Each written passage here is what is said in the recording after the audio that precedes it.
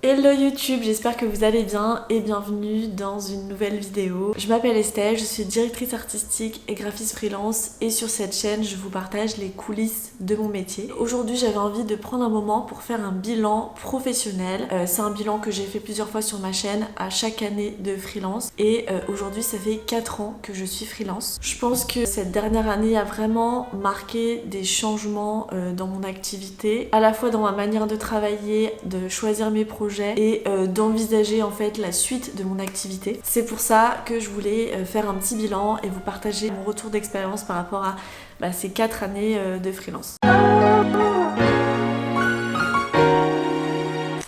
Pour vous redonner un petit peu de contexte, quand je me suis lancée en freelance, donc il y a 4 ans, on va dire que les 2 premières années de mon activité ont été assez confortables entre guillemets. Tout simplement parce que j'avais fait le choix de prendre des contrats à long terme en freelance. C'est-à-dire que j'ai travaillé pour des marques en fait comme une salariée plusieurs jours par semaine pendant 2 ans en fait. Ce qui fait que j'avais vraiment un revenu régulier. C'était assez rassurant pour moi. D'un point de vue financier, voilà, j'avais comme un salaire tous les mois et je me disais ok je suis freelance mais c'est bon, j'ai un salaire, etc. Sauf qu'en fait, avec du recul, je me rendais bien compte qu'en fait, je fonctionnais comme une salariée. J'avais des horaires fixes, fallait que je sois disponible toute la journée de façon permanente. Et du coup, au final, j'avais très peu de liberté et c'est pourtant ce qui fait que c'est intéressant aujourd'hui d'être freelance, c'est d'avoir cette liberté parce qu'il y a tellement d'inconvénients et de contraintes à être freelance, tellement peu d'avantages aujourd'hui à être freelance que on va dire l'aspect liberté c'est vraiment le gros plus de cette activité et du coup avec du recul je trouvais que c'était vraiment dommage de pas en bénéficier parce qu'au final j'avais les mêmes contraintes qu'un salarié sauf que j'avais ni les congés payés, je cotisais pas pour ma retraite, je cotisais pas pour le chômage, j'avais pas de droit de chômage, j'avais pas de mutuelle, j'avais pas de 13e mois, enfin bon vous voyez quoi, en gros j'avais vraiment pas les avantages du salariat et pas les avantages au final du fait d'être indépendant. Donc pour moi, au bout d'un moment, ça m'a posé problème. Donc à ce moment-là, j'avais pris une décision assez importante, c'était d'arrêter les contrats longs, les contrats fixes, pour vraiment redevenir complètement indépendante et retrouver vraiment cette liberté que je voulais et dont j'avais besoin. Sans parler de partir en digital nomade, de faire le tour du monde, travailler partout et tout, c'est pas du tout ce que je fais, c'est pas spécialement ce que j'ai envie de faire, mais le fait de me lever à 10h30 si j'en ai envie, le fait de prendre des rendez-vous médicaux quand je veux, en plein milieu de la journée, de me dire tiens mardi après-midi je vais aller faire mes courses, enfin vraiment faire exactement le planning qui m'arrange, travailler sur les heures que je veux. Arrêter de travailler pour ces clients-là, ça impliquait quand même une certaine incertitude financière. C'est vrai, ça a été une période assez stressante, de savoir est-ce que j'allais réussir à remplir mon agenda avec d'autres projets, avec d'autres clients pour compenser cette perte, pour réussir à avoir quand même, on va dire, une stabilité financière. Et au final, je m'étais rendu compte, la 3e année, que j'avais arrêté ces clients fixes, mais que je me retrouvais du coup à combler un petit peu ces vides par des missions qui me permettaient effectivement d'avoir une certaine stabilité financière, mais qui n'étaient pas intéressantes. C'était beaucoup de missions d'exécution, enfin des choses que voilà, j'avais pas spécialement envie de mettre dans mon book de partager ou quoi que ce soit, qui n'étaient pas hyper stimulantes d'un point de vue créa. Je me suis aussi pas mal remis en question de ce côté-là, parce que quand on est free, en fait, il faut réussir à jauger entre les projets qui sont rentables d'un point de vue temps, facturation, et les projets qui sont peut-être plus créatifs, plus intéressants, mais qui sont moins rentables parce qu'en fait on passe beaucoup de temps dessus. Par exemple, je vous donne des exemples concrets. Une identité visuelle, on va passer beaucoup de temps dessus, on peut passer 1 mois et demi, 2 mois sur une identité visuelle et on va peut-être être payé, je vous dis n'importe quoi, mais entre 1500 et 2000 euros. Mais au final, sur le temps que vous avez passé, c'est pas du tout rentable. Alors que peut-être que vous allez faire une mission d'exécution où vous allez devoir mettre en page un dossier de presse. Ça va vous prendre une journée et vous allez facturer 500 euros. Voilà, il faut réussir à jauger entre ce qui est intéressant, ce qui nous donne envie, ce qui nous stimule, mais en même temps ce qui n'est pas trop énergivore et rentable. Donc c'est vraiment tout un jeu stratégique de choix de projet. Je pense que du coup, la dernière année qui vient de s'écouler a été quand même pour moi une année vraiment de transition. En tout cas, elle a été hyper structurante. Je pense que j'ai senti, moi en tout cas, une évolution dans mon travail, dans mon activité. En début d'année dernière, j'ai beaucoup travaillé en fait, on va dire de janvier à mai. Ça a été vraiment très soutenu. J'ai travaillé sur des projets hyper intéressants, beaucoup de shooting, beaucoup de création d'identité visuelle, de packaging, packaging, des projets très créatifs, très prenants, où j'ai mis vraiment beaucoup d'énergie, mais qui étaient vraiment très stimulants et qui me plaisaient, des projets dont je suis fière, des marques avec qui j'ai beaucoup aimé collaborer, et tout s'est hyper bien passé, enfin vraiment voilà. Je suis vraiment focus dans ce travail. Par contre c'est vrai que le milieu d'année, j'ai commencé à ressentir un petit peu l'accumulation de toute cette fatigue en fait que j'avais pas accueillie avant. C'est marrant parce que souvent, je sais pas comment c'est possible, mais j'ai l'impression que les étoiles s'alignent souvent. Souvent, quand je sens que j'arrive à bout, que je suis fatiguée, c'est là où les projets se calment naturellement, où j'ai moins de demandes. Du coup, on va dire que l'autre moitié de l'année a été beaucoup plus calme, ce qui me convenait mieux parce que j'avais besoin aussi de relâcher un petit peu. J'avais besoin de ce temps un peu plus calme, et c'est aussi ce temps-là qui m'a permis de faire un petit peu le point sur tout ce que j'avais fait pendant ces 4 années de freelance et sur cette dernière année, où je pense que ce qui est intéressant, c'est que vraiment j'ai réussi. C'est ça vraiment, je pense, dont je suis le plus satisfaite sur cette 4e année de freelance, c'est que j'ai réussi à jauger entre ce que je vous disais, des petits projets rapides, rentables, et des projets plus longs, plus énergivores, mais aussi plus stimulants, plus créatifs. Globalement, quand même, sur cette 4e année de freelance, j'ai quand même ressenti plus de sollicitations, plus de demandes, un planning plus chargé que les années précédentes. Donc je pense que c'est positif, c'est que mon activité est encore en évolution. Mais bon, ça s'est aussi accompagné d'une grosse pression sur toute la partie début d'année, parce qu'il y a aussi des projets que j'avais pas fait avant en freelance, et du coup j'avais aussi beaucoup d'éléments à mettre en place en fait, parce qu'à chaque fois que vous avez un nouveau projet, c'est de nouvelles présentations à créer, des nouvelles façons de travailler à mettre en place, etc. Et une fois que vous l'avez fait une fois, 2 fois, c'est hyper justement, c'est beaucoup plus rapide ensuite à mettre en place sur d'autres projets identiques, et ça devient justement ce que je vous disais en termes de temps de travail, etc. Ça devient de plus en plus rentable. J'aime pas trop le mot rentable et j'arrête pas de le dire dans cette vidéo, mais c'est aussi la réalité du métier, c'est que en tant que freelance, on est payé au temps. Ça nous limite aussi dans le chiffre d'affaires parce qu'on peut pas se dédoubler, pas gagner plus que ce que le temps nous permet de faire et de créer. La gestion du temps de travail et du choix des projets, etc. c'est vraiment hyper important, c'est vraiment la clé, je trouve, du bon déroulement de son activité. Pour ce qui est des chiffres clés, en termes de clients, j'ai eu que 5 nouveaux clients cette année. C'est pas énorme, je pense que 5 nouveaux clients sur un an, vous vous rendez compte que c'est pas énorme. Et mes clients, ils sont très récurrents. Depuis 4 ans, j'ai tout le temps les mêmes clients. À la fois, c'est bien parce que je fais pas du tout de démarchage, moi, donc je me dis que c'est quand même cool qu'il y ait 5 personnes qui m'aient trouvé, que ce soit sur Google, sur des plateformes, etc. Bon, bien sûr, il y en a beaucoup plus. Et soit moi, j'étais pas intéressée par le projet, soit on s'est pas mis d'accord sur le budget, etc. D'un point de vue financier, au final, ma 4e année de freelance a été ma meilleure année en termes de chiffre d'affaires. Donc, je suis hyper contente parce que personnellement, c'était aussi une année très difficile pour moi.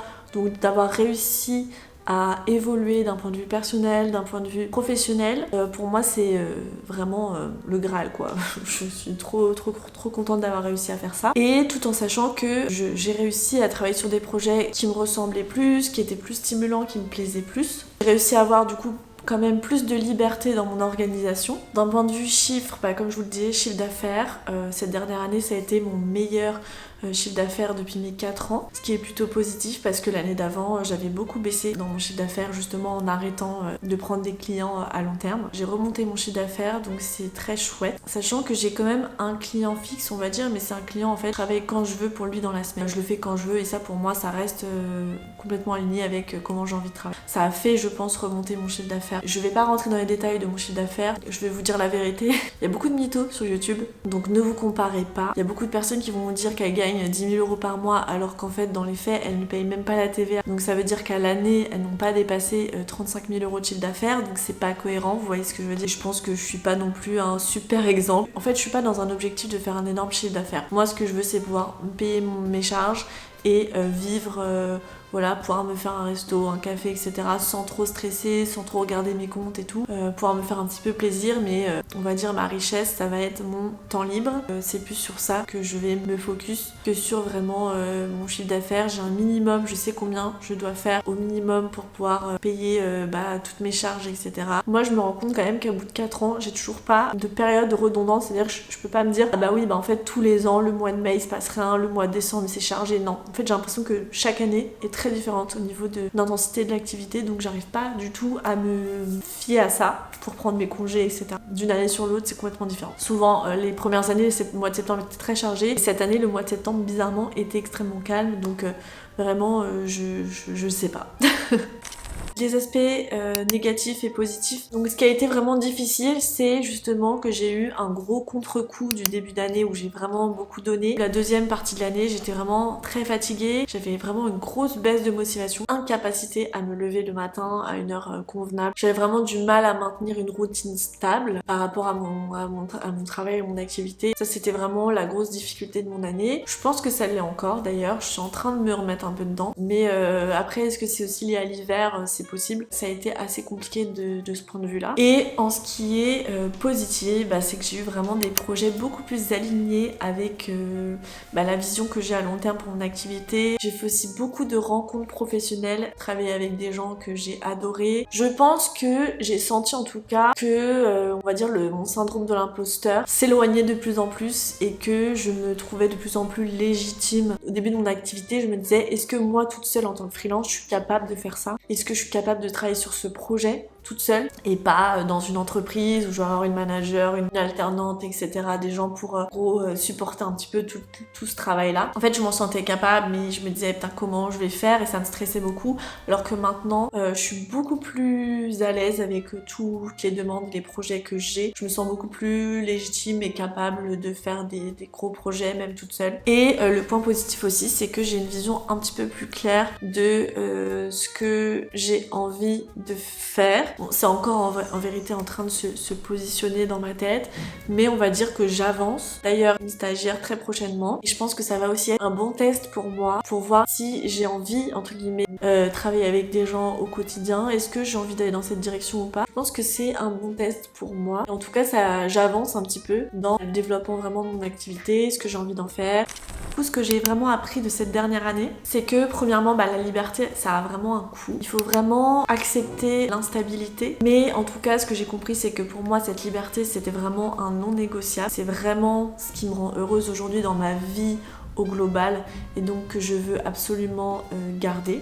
J'ai aussi appris du coup à faire, comme je vous disais, des choix dans mes projets, des choix qui sont en fait assez stratégiques au final dans notre activité, à savoir quel projet j'accepte et quand, pour essayer justement de pouvoir jauger entre des projets longs, des projets courts, des projets qui vont me prendre plus ou moins de créativité, d'inspiration. Évidemment, on n'est pas non plus des machines de créa, pas une baguette magique et tac tac tac, j'ai plein d'idées, j'ai plein d'inspirations, j'ai plein de trucs H24. Il faut aussi avoir des temps pour justement aller s'inspirer ailleurs, aller regarder des choses, prendre du temps pour ça. C'est vraiment une chose que j'essaye d'encore intégrer dans mon activité et que j'aimerais faire vraiment cette année en 2026. Me forcer à avoir vraiment des journées où je vais faire du bench, je vais aller regarder des vitrines, je vais aller vraiment faire des expos, etc.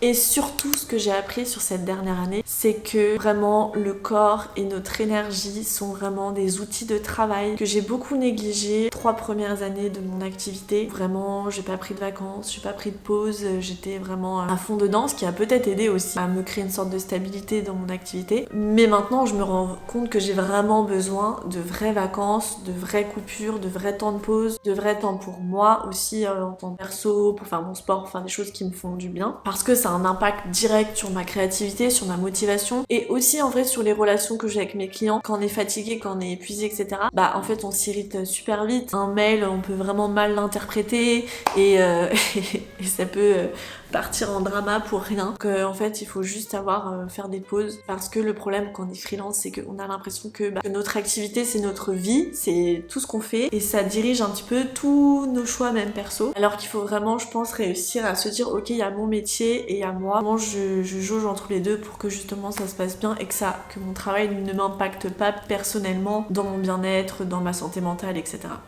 La suite pour moi de mon activité, je pense que j'ai un objectif aussi qui va être d'augmenter légèrement mes tarifs progressivement parce que je l'ai pas vraiment fait en fait depuis 4 ans, depuis que je me suis lancée. C'est vraiment un truc qui me fait un peu peur. Vous savez, très compliqué déjà de valider un devis, donc malheureusement la vie a tellement augmenté en 4 ans, il n'y a plus rien à le même prix. Il faut aussi que j'arrive à augmenter ces tarifs. En fait le problème c'est que comme je travaille avec les mêmes clients depuis pas mal d'années, c'est difficile pour moi de leur dire bon voilà mes tarifs augmentent, etc.